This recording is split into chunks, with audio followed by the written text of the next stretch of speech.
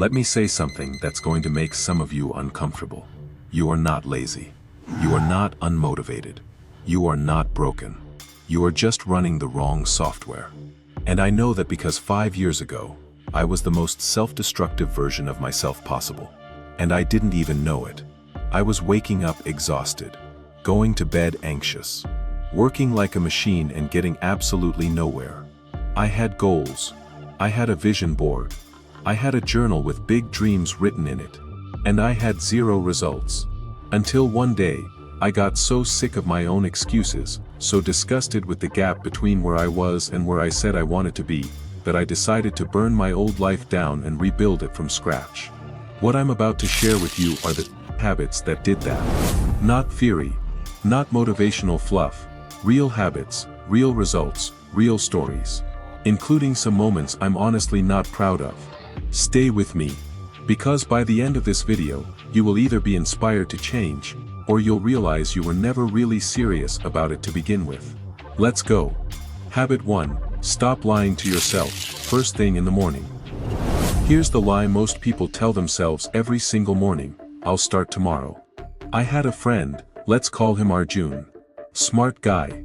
Great ideas, endless potential. For 3 years, every Sunday night, Arjun would open a new notes app, write out a fresh routine, and say, "This week is different." Monday morning, snooze button. Then guilt. Then Netflix to cope with the guilt. 3 years, same cycle. The problem wasn't Arjun's willpower. The problem was his morning was designed to make him fail. Here's what changed everything for him, and for me. The first 10 minutes of your morning are a vote.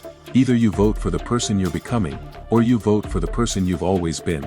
Arjun started with one rule: before he touched his phone, he did 10 push-ups. That's it. Not a 5 a.m. cold plunge, not a 90-minute routine, 10 push-ups. Within 30 days, that one act of discipline bled into everything else.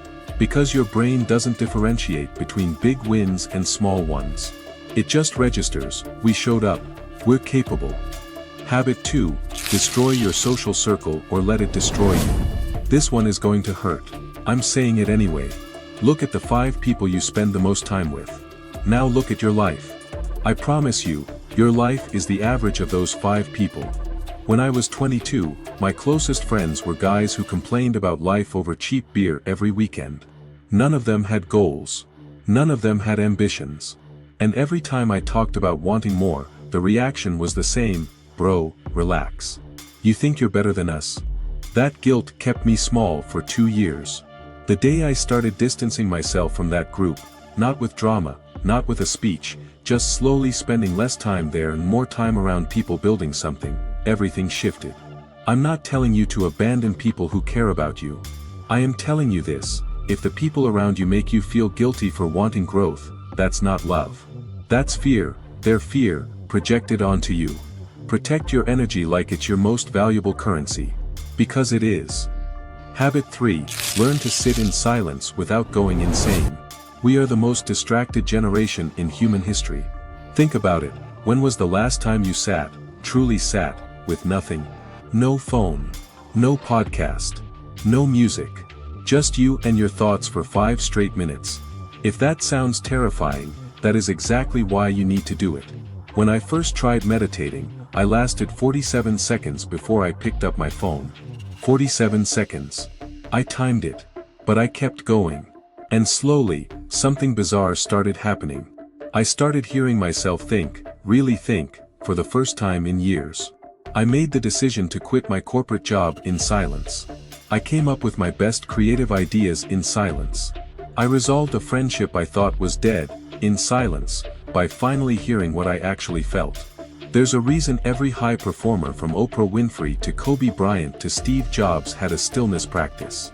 It's not spiritual nonsense. It's cognitive maintenance. Your brain is like a browser with 47 tabs open. Silence is the only thing that closes them. Start with 5 minutes tomorrow. Just 5. Sit down. Don't move. Let the thoughts come without chasing them. It will be one of the hardest and most important 5 minutes of your life. Habit 4. Read or get left behind. I want to tell you something provocative. If you haven't read a book in the last 90 days, you are actively falling behind. Not because reading is magical, but because the people competing with you for the life you want, the job, the income, the relationship, the body, they are reading. When I was 24 and broke, I read 27 books in a year. Not because I was disciplined, because I was desperate. And those 27 books cost me less than $200 combined, and gave me more ROI than anything else I've ever invested in. One book, Atomic Habits by James Clear, restructured how I build every single routine in my life. One book, The Psychology of Money by Morgan Housel, changed how I think about every financial decision. One chapter of one book gave me the framework that doubled my income in 18 months. You don't need to read a book a week.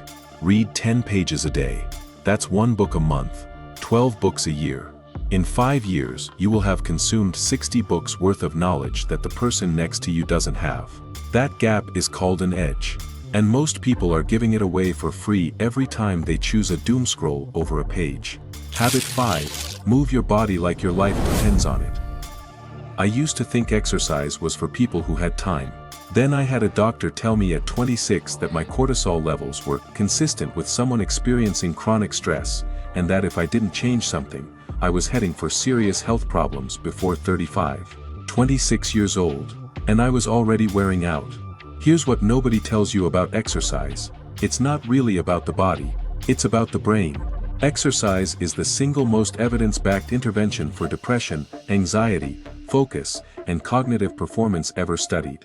More effective than most medications for mild to moderate depression, according to multiple clinical trials. When I started training, nothing extreme, just 4 days a week of lifting and walking, I stopped needing 2 coffees to function. My sleep went from 5.5 hours of garbage to 7 hours of actual rest. My mood stabilized in ways therapy and supplements couldn't fully reach. Your body is the vehicle for everything you want. Everything.